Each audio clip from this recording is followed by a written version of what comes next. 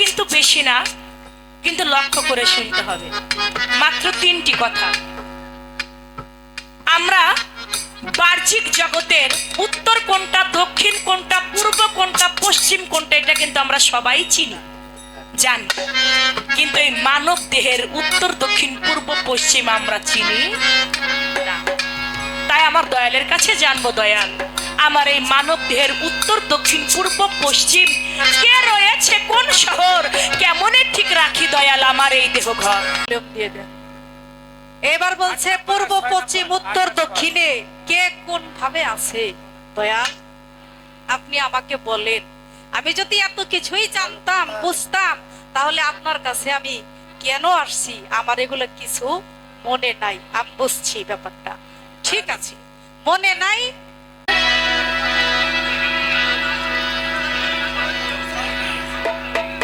আমার যিনি দয়াল গুরু অত্যন্ত চমৎকার করে আমার যে কথা ছিল, বিয়ালাটা কমাই দেন ভাই, নয়েজ করে। 4 তরিকার 4টি কাবা, কোন কোন খানদায় রয়, কোন তরিকার কোন কালেমা, কোন কোন খানদায় রয়। কালেমার নকশা কি, কালেমা কি, কালেমার ফানা কি, বাঁকা কি, আমি কিন্তু এটা জিজ্ঞেস করি।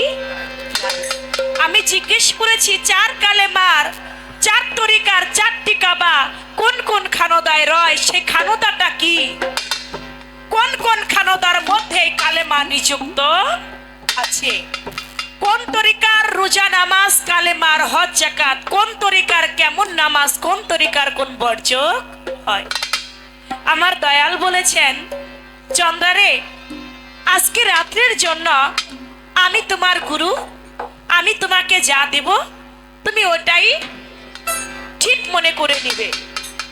আপনি যদি নাও দেন দয়াল, তারপর আমি ঠিকই মনে করে নেব, কারণ আমি তো শিষ্য, আমি কোনো বিচারক না। বিচারক হচ্ছে শ্রোতা যারা, তারা।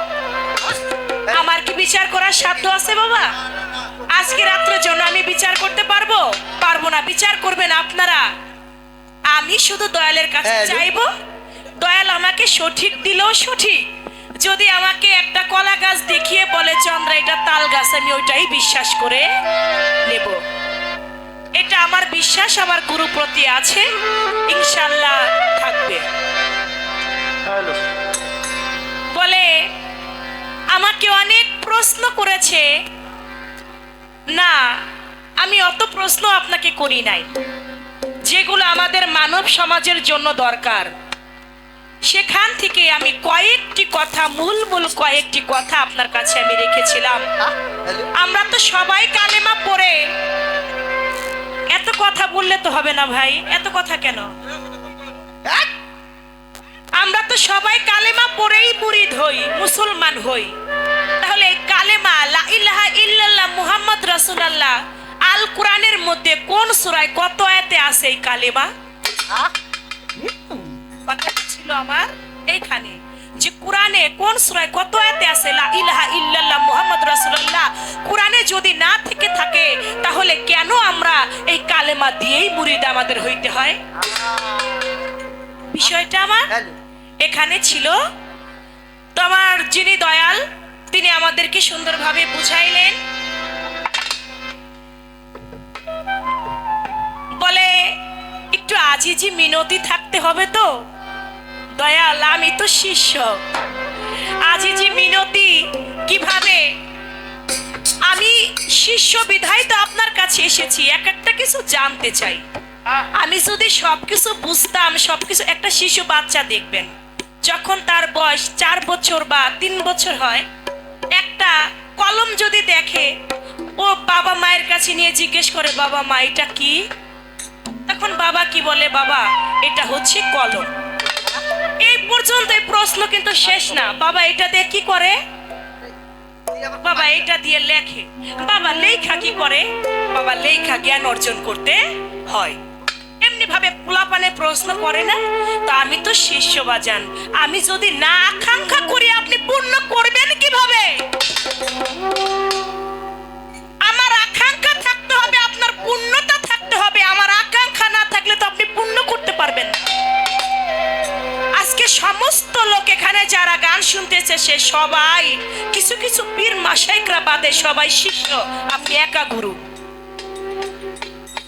সবার মনের বাসনা পূর্ণ করা আজকে আপনার দায়িত্ব। আমার গুরু আমাকে প্রশ্ন করছে, আমি পোলাপান মানুষ, আমি কি জানি? শিষ্য যে সে তো এমনিতেই অবুঝ, যে কিছু জানে না, যে কিছু বুঝে না। আমার দয়াল বলে, সৃষ্টিতে আগের জন্মে তোমাকে 4 বার কালাম দিয়েছি, সেই 4 বার কালাম দেখি তোমার মনে আছে কিনা। আপনাদের কাছে একটা বিচার আসতে বাজান, সৃষ্টিতে পূর্ব জন্মে স্রষ্টা আমার মাওলা আমাদের কি কালাম দিয়েছিল, এটা যদি আমাদের মনে থাকতো তাহলে আমাদের কি আজকে কুদ্দুসানদের দরবারে যাইতে হইতো? যদি ওই স্রষ্টার কথা আমাদের মনেই থাকতো তাহলে কি আমরা বৈরাবার দরবারে যাওয়া আশা করতাম? আমাদের মনে নাই দেখে তো আমরা দরবারে যাওয়া আশা করি ভাই। তাহলে দয়াল যে জিজ্ঞেস করলো যে পূর্বের জন্মে কি ছিল, এটা যদি জানতাম আমি তো পিসাবি হইতাম। এটা তো আমি জানি না, এটা জানি না দেখেই তো গুরুর কাছে গিয়েছি। গুরুর কাছে জানবো যে পূর্ণ জন্মে কোন পাপ আমার ছিল যার কারণে আমি হয়েছি শিষ্য। পূর্ণ জন্মে আপনার কি এমন গুণ ছিল যে গুণের কারণে আপনি হয়েছেন গুরু? কি বাবা, এটা আমার কথা না যে আমার পাপ ছিল কোথায়, যে পাপের কারণে আমি হইলাম শিষ্য, আমি কেন গুরু হয়ে জন্ম নিলাম? না, আমার দয়াল আমার কাছে এই কথা জানতে চেয়েছে যে পূর্বে জন্মে তোমাকে 4 বার কালাম দিয়েছি, তোমার মনে আছে কিনা? কিছুই মনে নাই দয়াল, এক কথায় কিছু মনে নেই। যদি মনে থাকতো তাহলে গুরু দরবারে যাইতাম না। তবে হ্যাঁ, সাধুজনদের মুখে শুনেছি যে পূর্বে জন্মে কালাম দিয়েছিল,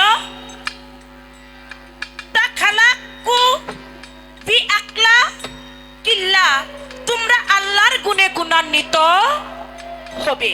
হে আমার বান্দা, তোমরা আল্লাহর গুণে গুণান্বিত হবে, তোমরা আল্লাহর আকলাকিত হবে।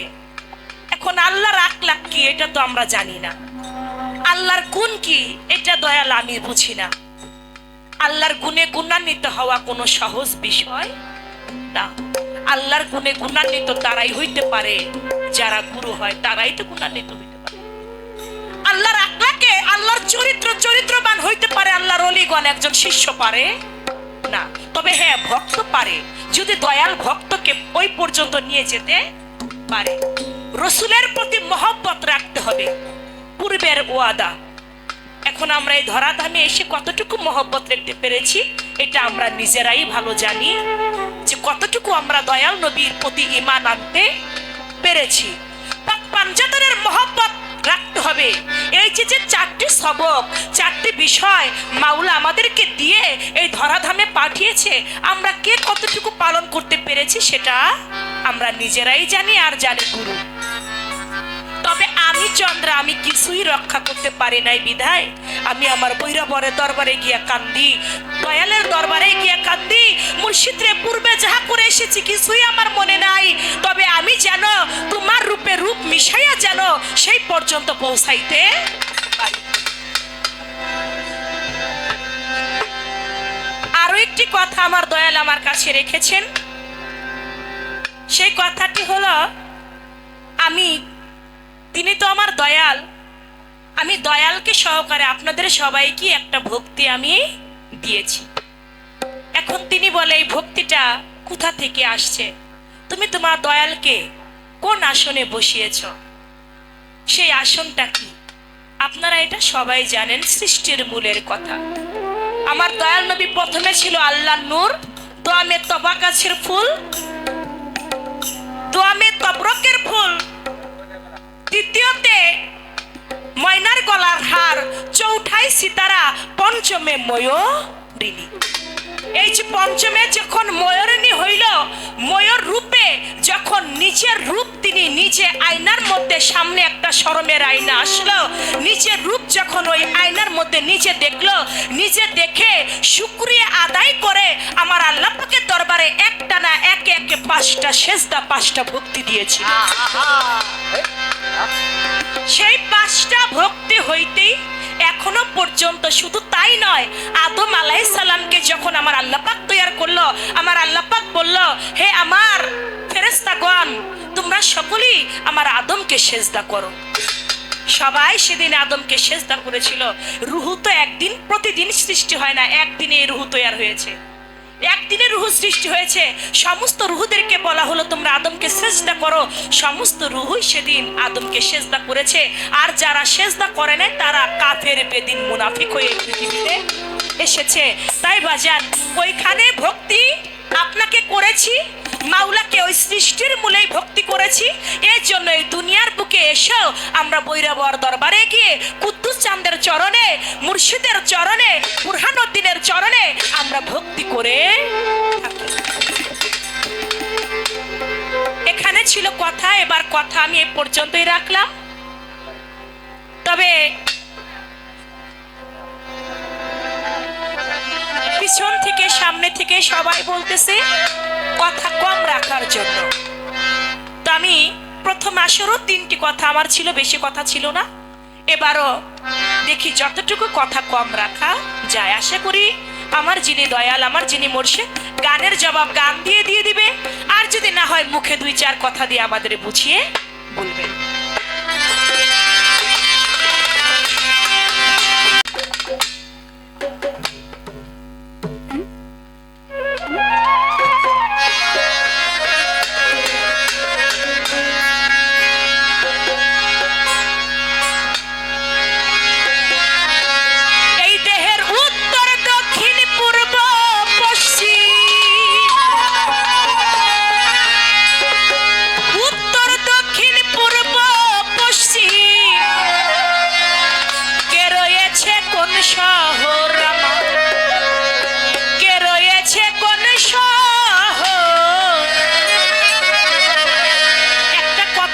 কিন্তু তুমি তোমার মুর্শিদকে কোন আসনে বসিয়েছো?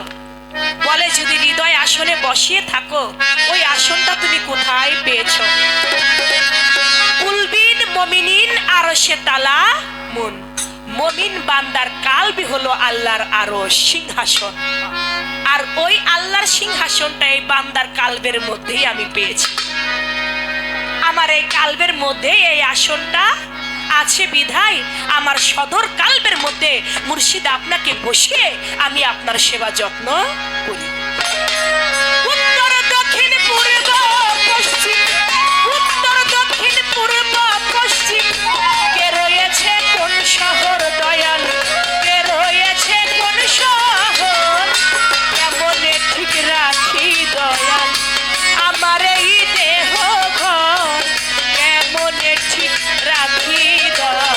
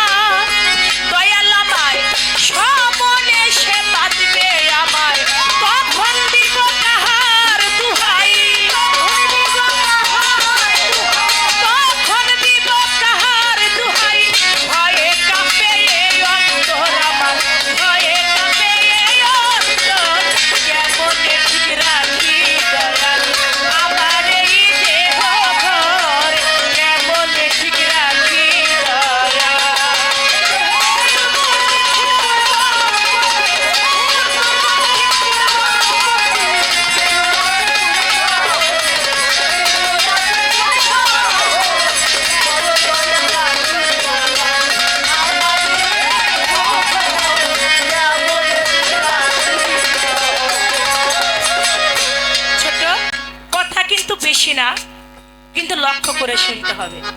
মাত্র 3টি কথা। আমরা বাহ্যিক জগতের উত্তর কোনটা, দক্ষিণ কোনটা, পূর্ব কোনটা, পশ্চিম কোনটা, এটা কিন্তু আমরা সবাই চিনি, জানি। কিন্তু এই মানব দেহের উত্তর, দক্ষিণ, পূর্ব, পশ্চিম আমরা চিনি না। তাই আমার দয়ালের কাছে জানবো, দয়াল আমার এই মানব দেহের উত্তর, দক্ষিণ, পূর্ব, পশ্চিম কে রয়েছে, কোন শহর, কেমনে ঠিক রাখি দয়াল আমার এই দেহ ঘর। মান আরাফা নাফসাহু ফাকাত আরাফা রাব্বাহু। যে চিনে নিজকে সে চিনে তার রবকে। যে নিজকে চিনতে পারে না সে তার স্রষ্টাকেও চিনতে পারে না। তাহলে আমরা গুরুর দরবারে যাই নিজেকে চিনবার জন্য, নিজেকে জানবার জন্য। যদি নিজেকে চিনতে পারি, নিজেকে জানতে পারি, তাহলে তো আমরা স্রষ্টাকেও চিনতে পারবো। এজন্য বলছে দয়াল, এই দেহের মধ্যে কিসের আঠন, কিসের বেড়া, কত হার রক, কত জোড়া, কিসের ঠিক রবে চেহারা, আলো হবে আধার ঘর। যৌবনের সময় কত সুন্দর একটা চেহারা, যখন 16 বছর 20 বছর বয়স থাকে, কত ছেলে মেয়ে, একটা মেয়ের জন্য একটা ছেলে পাগল হয়ে যায়, একটা ছেলের জন্য একটা মেয়ে, বাবা, যে বাবা মা এত কষ্ট করে লালন পালন করে এত বড় করে, সেই বাবা মায়ের প্রতিও সন্তানের মায়া থাকে না, প্রেম করে চলে যায়। এই 20 বছরের যে রূপটা দয়াল, এই 16 বছরের যে রূপ, এই রূপটা নাকি একটা সাধনার বলে ধরে রাখা যায়। যেমন আপনি রাখছেন, আপনার বয়স দয়াল কত জানি না, কিন্তু আপনাকে দেখলে এখনো মনে হয় আপনার বয়স 16 বছর। এই যে আপনি যে রূপটাকে ধরে রেখেছেন, এই মন্ত্রটা কি, গোপন রহস্যটা কি?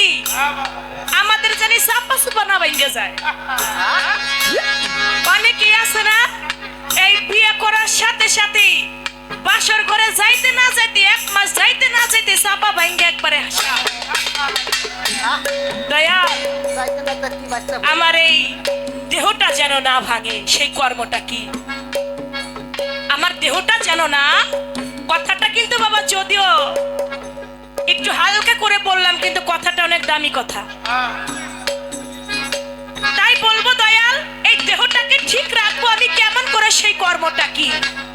তাই বলেছেন, দেহের কোন বর্ণ হইলে উদয় সামনে সে বাঁধবে আমায়।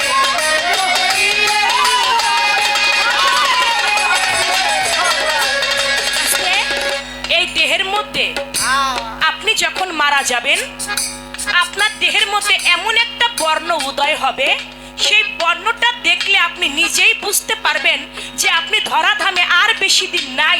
আপনি হয়তো বা 1 সপ্তাহ আছেন, নয়তো বা 1 মাস আছেন, নয়তো 1 বছর আছেন। দয়াল আমি যেন বলতে পারি আমি আর 1 সপ্তাহ বেঁচে থাকবো, আমি অথবা 1 মাস বেঁচে থাকবো।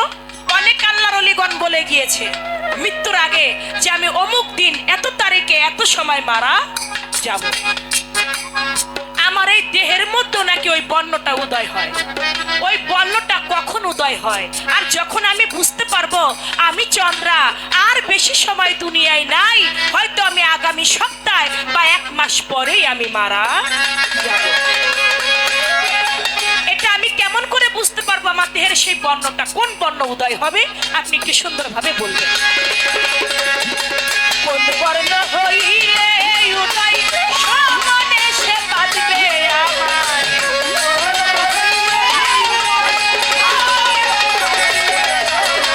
কোন বর্ণ হইলে উদয় সামনে সে বাঁধবে আমায়। তখন দিব কাহার দুহাই, তখন দিব কাহার দুহাই। ভয়ে কাঁপে এই অন্তর আমার, ভয়ে কাঁপে এই অন্তর, কেমনে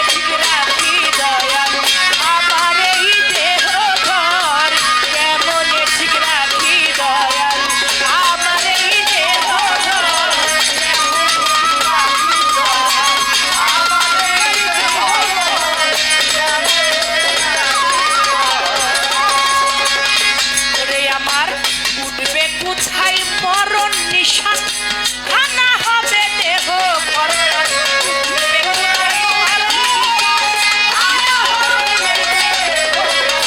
উঠবে কোথায় মৌতের নিশান খানা হবে দেহ ঘরখান সাই জ্যোতির মন হয় পেরেশান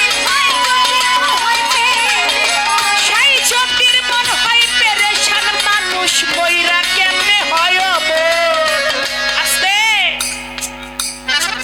দয়ালকে পাইছি অনেকদিন পরে যদি ভালো কথা না রাখি তাহলে তো সুন্দর হয় না তাই আমার দয়ালের কাছে রইল বাজার উঠবে কোথায় আমার মরণ নিশান ফানা হবে দেহ ঘর খান সাই জ্যোতির মন হয় পেরেশান এই মানুষ মইরা কেমনে হয় ওমর আমি মরেও যেন জিন্দা থাকতে পারি আমার নাম চন্দ্রা নাম যেন কোনোদিন মুছে না যায় আমি যেন মৃত্যুর পরও বেঁচে থাকি খিজির আলাইহিস সালাম জিন্দা পীর হয়েছে না এখনো তিনি জিন্দা আমিও মরে জিন্দা হইতে চাই দয়া আমিও মরে যেন জিন্দা থাকতে পারি এখানে যারা আছে কারো জানি মরণ না হয় মরেও যেন তারা জিন্দা থাকতে পারে সেই কর্মটা সেই কৌশলটা কি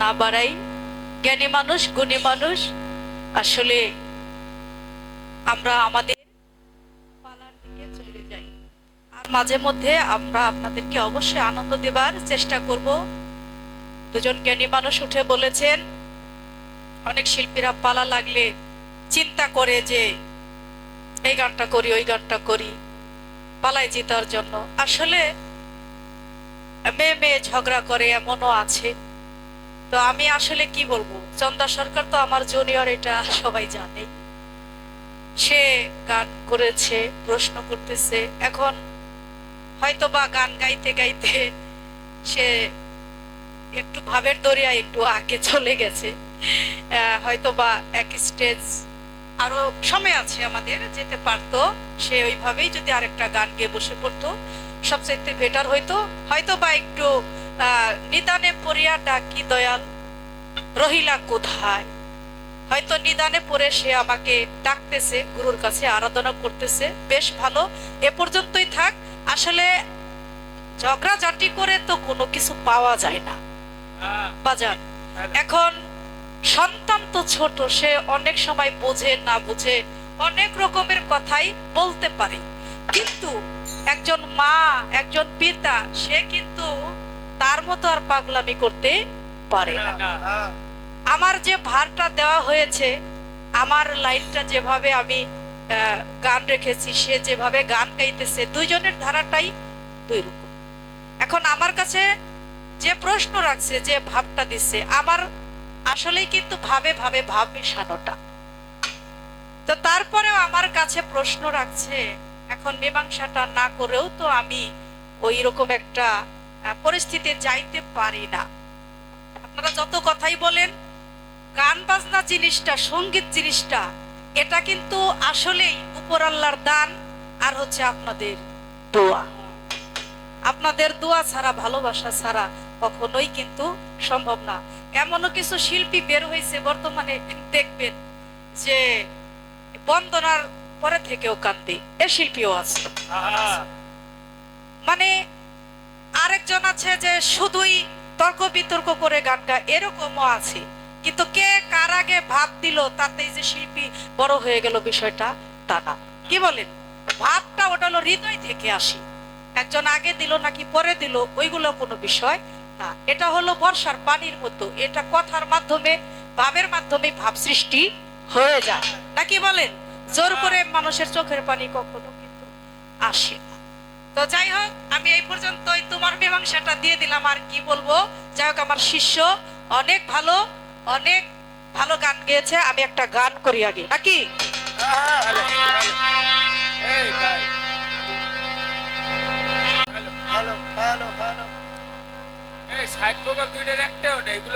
সাইড ভোকাল একটু ভলিউম দিয়ে দেন। এবার বলছে, পূর্ব পশ্চিম উত্তর দক্ষিণে কে কোন ভাবে আছে দয়াল, আপনি আমাকে বলেন।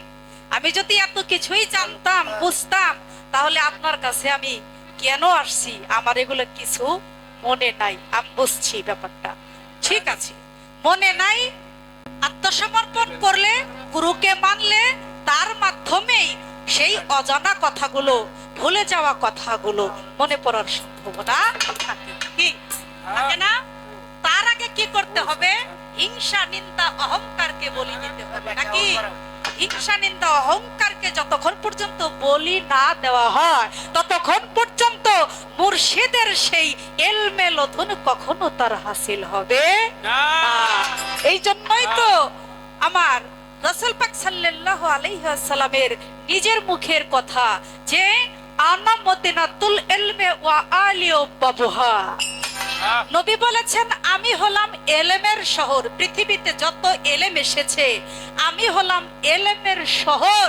আর ওই এলেমের শহরের দরজা হচ্ছে মাওলা হযরত আলী। সুবহানাল্লাহ, সুবহানাল্লাহ। তাহলে ওই মাওলা হযরত আলীর দরজা প্রবেশ না করলে কখনোই এলেম শেখা যায় না। কি যায় না? কি বাজার যায় না। ওই গুপ্ত এলেম শিখতে হলে আগে এই পাপ দেহের, এই পাপে যে জড়জিত অঙ্গ, এই অঙ্গটাকে পুরার মতো পুরাইতে হবে একজন সাধুগুরুর সঙ্গ করে। তাই কবি কি গান লিখেছে, আগে দেখো যে তুমি তোমার নিজের দেহটাকে পরিষ্কার করতে পারো কিনা। পাপে ভরা অঙ্গ,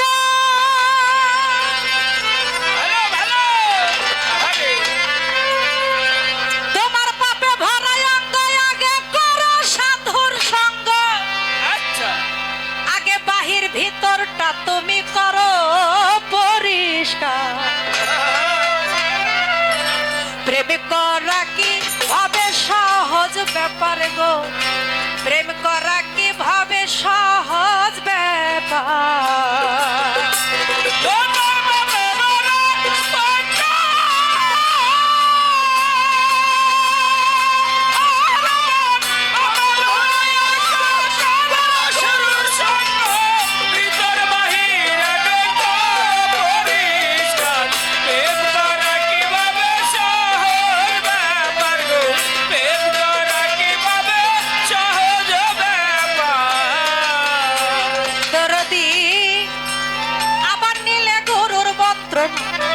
তোর হয় ভব যন্ত্রণা, এই দেহের আবর্জনা রবে না রে আর।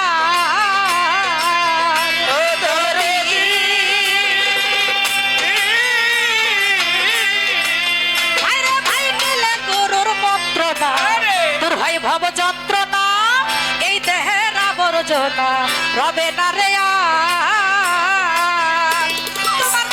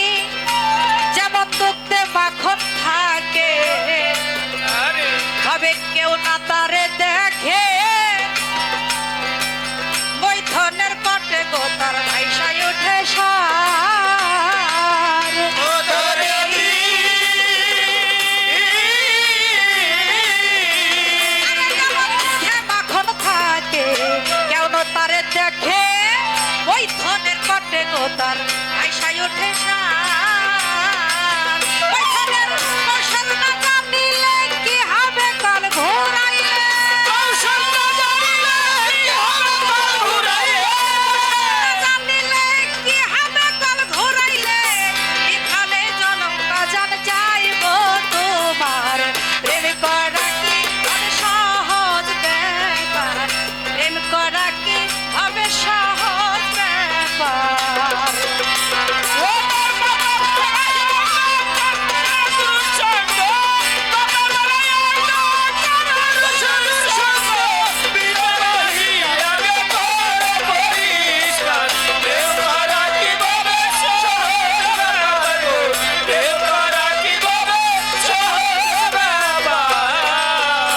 দরদি দেহের কাম ক্রোধ শৈরী বয়াদি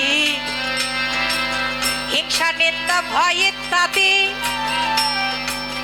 এসব দূর করতে যদি পারো মনামা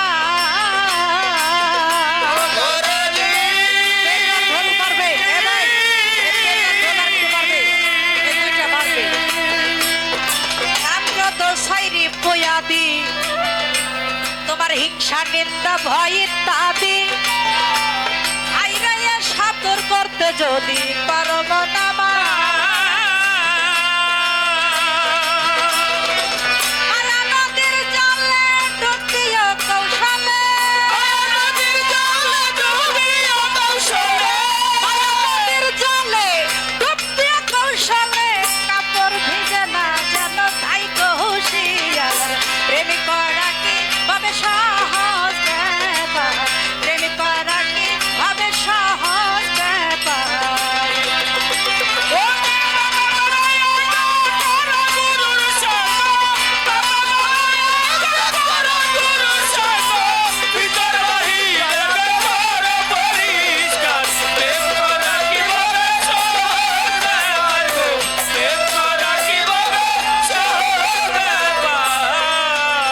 দরদি দেহের সাথে চক্র পঞ্চমান প্রেম সুতাই এটে বান আবার ধ্যান যোগে টেনে কইরা তাবে দার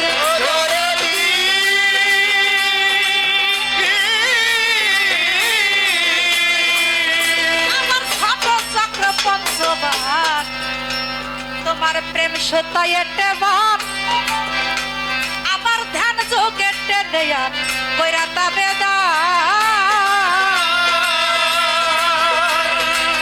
উকিল মুন্সি কই থাকিতে সময় উকিল মুন্সি কই থাকিতে সময় কইরা নাও সংসার দিন যায় তোমার প্রেম করা কি ভাবে সহজ ব্যাপার প্রেম করা কি ভাবে সহজ ব্যাপার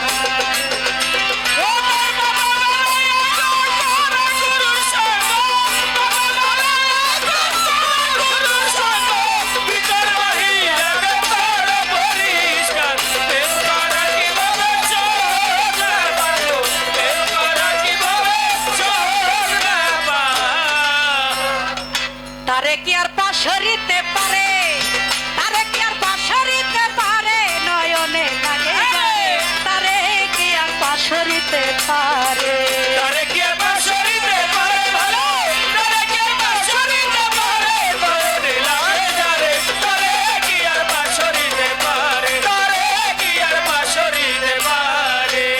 মনরে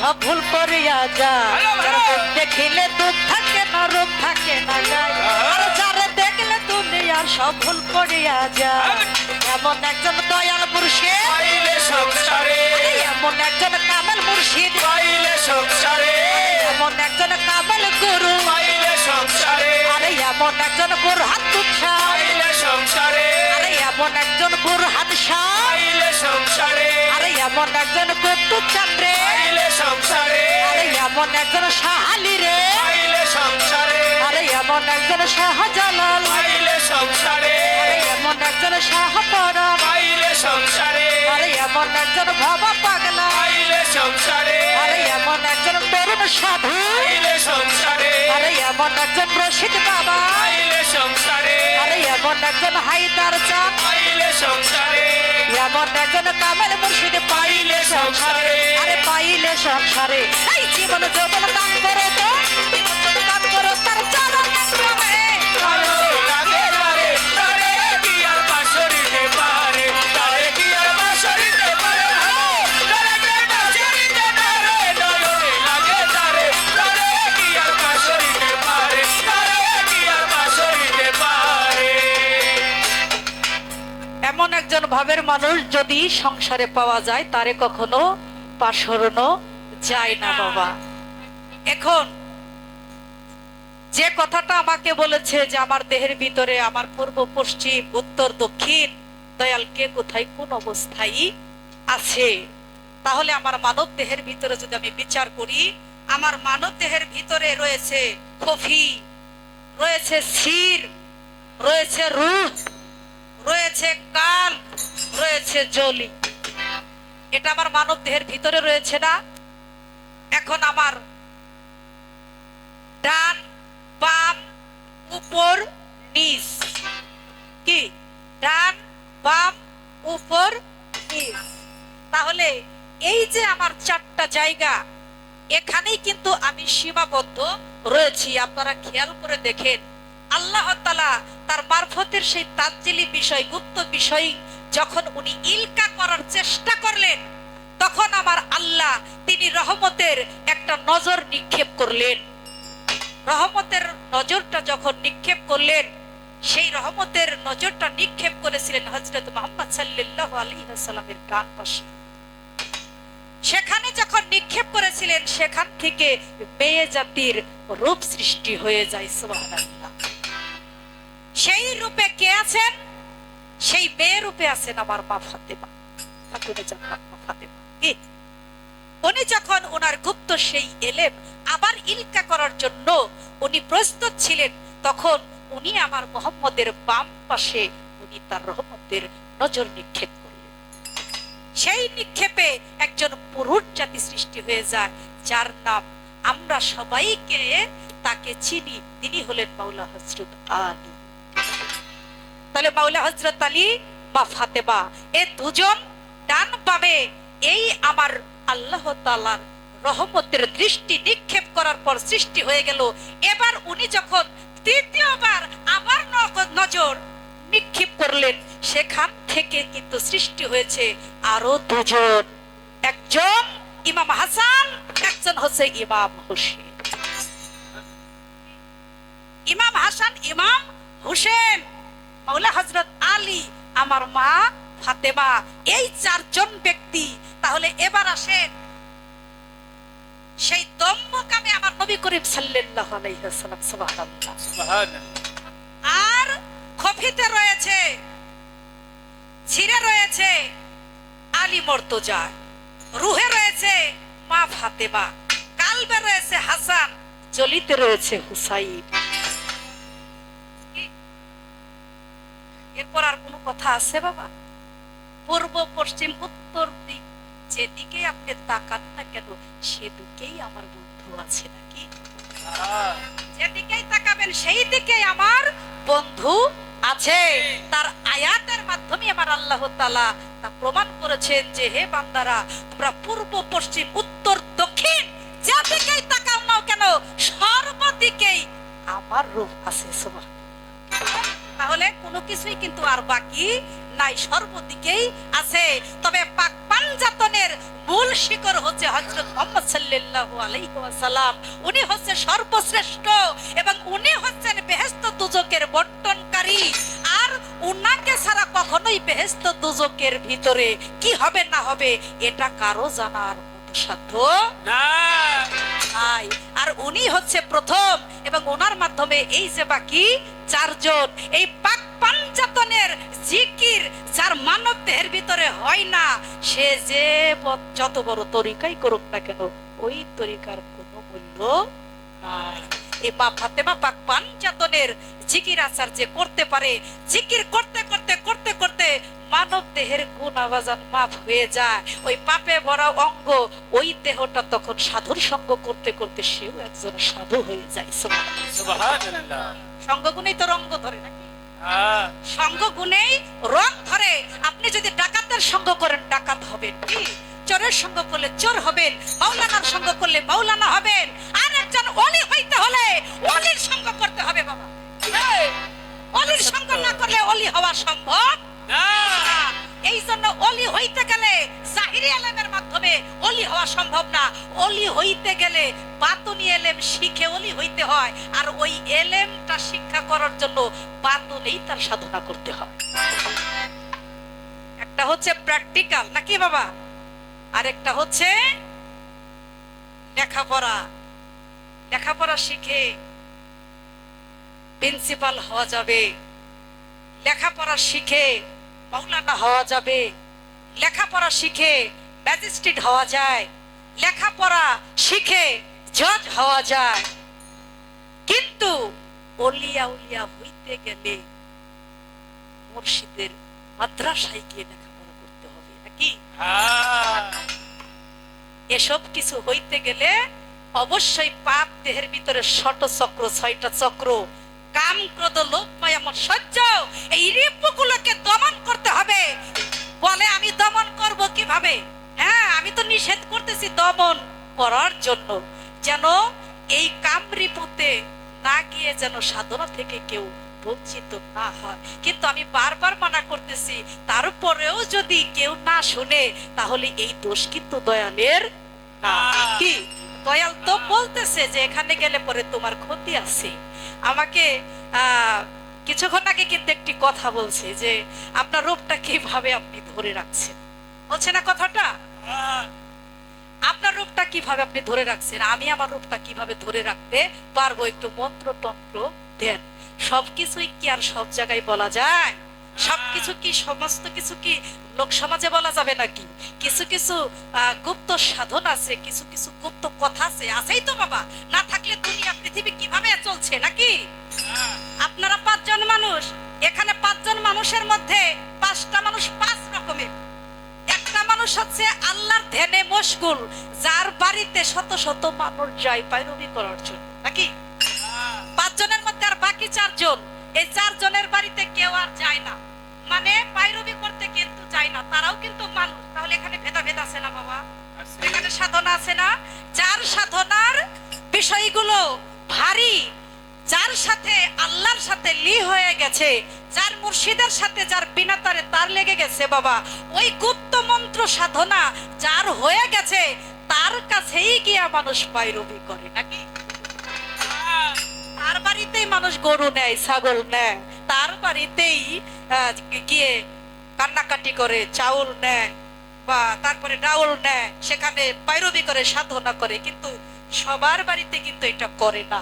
এই জন্যই বলছি যে আল্লাহকে যদি 1 মিনিটে সবাই পেয়ে যেত তাহলে আল্লাহর যে কেমন মূল্য এটা কেউ বুঝতো না। এই জন্য এত সহজেই মাওলাকে পাওয়া সম্ভব না। ওই যে গানেই তো বলেছে, কত রং বেরঙের নানান রঙে অন্তরঙ্গ মিশেছে রে মুর্শিদ রূপে সাই, দেহে বিরাজ করতেছে রে নাকি? আল্লাহ দেহের ভিতরে বিরাজ করতেছে ঠিকই, কিন্তু তারে কেউ চিনে না। এই জন্য হাদিস কুরসির মাধ্যমে ফরমায়াছেন, ওয়াকি আনফুসিকুম আফালা তুবসিরুন। আল্লাহ বলেছে আমাকে পাইবার জন্য তুমি তালাশ করো। তুমি যদি আমাকে পাইবার জন্য তালাশ করো, যার মাধ্যমে তুমি আমাকে পাইবার জন্য তালাশ করো, আমি সেই তল্লাশিকারী ব্যক্তির কলবের জানালা দিয়ে দেখা দিয়ে থাকি। কথা বুঝতে পারছেন? মানে আমি যদি আল্লাহকে পাওয়ার জন্য আমি তালাশ করি, তাহলে আমার আল্লাহ বলে যে আমার হয় আমি তার হয়ে যাই, যে আমার হয় আমি তার হয়ে যাই, যে আমারে চাই না আমি তারেও চাই না। আমাকে ডাকার মতো ডাকতে হবে, ভজার মতো ভজতে হবে। রূপ লাবণ্য মন্ত্র তন্ত্র এটা যার যার স্বভাবের জন্য নষ্ট হয়।